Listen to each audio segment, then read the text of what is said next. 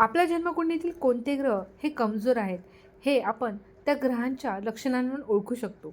आज आपण आपल्या जन्मकुंडलीतील सूर्यग्रह जर कमजोर असेल तर त्याची काय लक्षण असतात हे जाणून घेणार आहोत.